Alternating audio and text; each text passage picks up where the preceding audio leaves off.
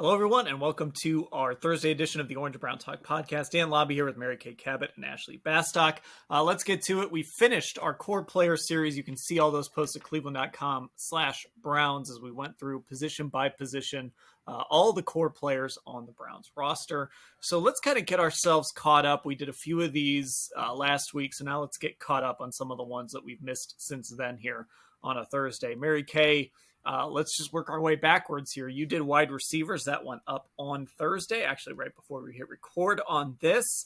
So, we said we were going to be tough graders here. So there's some guys here that had to be left out. But who did you have as your core wide receivers? I think one is obvious, but who else did you have?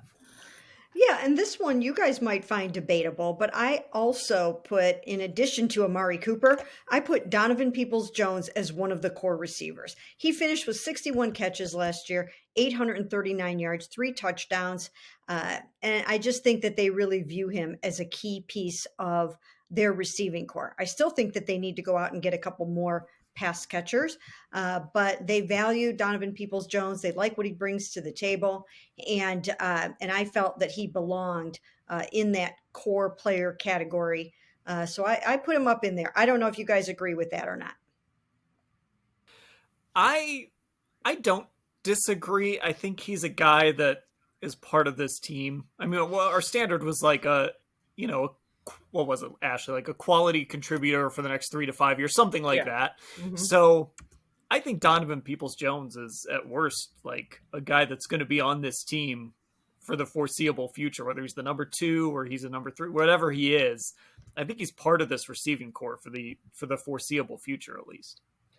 Yeah, I think I actually like putting him here. And of course, I think what DPJ does more than or appreciate what he does more than a lot of fans or whatever do, just because to kind of see where he came from in college, like I did getting to cover him there and how he wasn't utilized correctly and the way he's just kind of ingratiated himself onto this team, and not only to be a 6th round pick that's a contributor, but who is a legitimate starter on this team. And like Mary Kay said, I think they still need at least one more piece in this receiver room to kind of fill things out, because Donovan's not like that speedy kind of guy who's going to create a ton of separation and get open. He's going to be your guy that wins contested catches. And I think that's important too. You need a guy like that, but it's not like that Tyreek Hill kind of style that I think we think they're all missing. But I really like Donovan. I think they really like Donovan. So I think it's fair to say,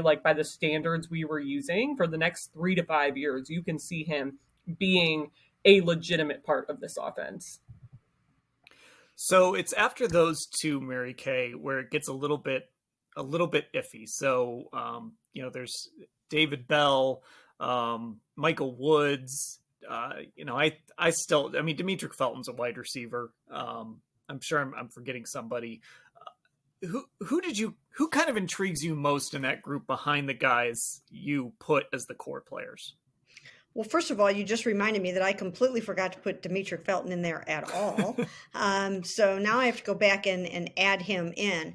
But before we move on, because he just is caught in that world between we thought he was going to be a running back and he's actually a receiver, and I just don't think of him that way. Sometimes I forget about him, so I'm going to have to go back and put him in as I don't know. I guess I would put him as maybe like an on the bubble player or a potential core player. So have to figure that out.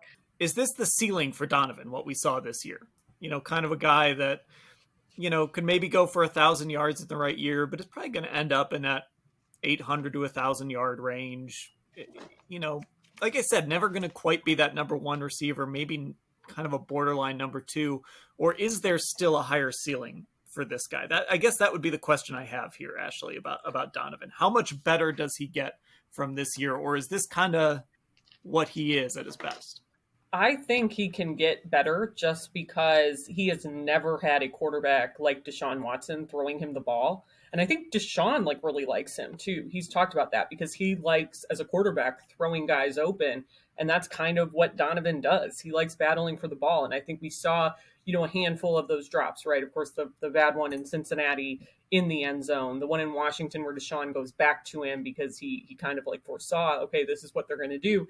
And the drive ends with the touchdown. Like, I think Deshaun hasn't been scared off by some of the drops that Donovan has made. And I think as those guys get more experience, not just practice reps, because, they haven't had a ton of those either. They tried to make the most of the ones they got in the preseason, especially, and throughout practices once Deshaun Watson's suspension was over. But I think for him, the reason I am so kind of for this idea that his ceiling is higher, I think, than we might be thinking, just because I think Deshaun Watson might help him reach that.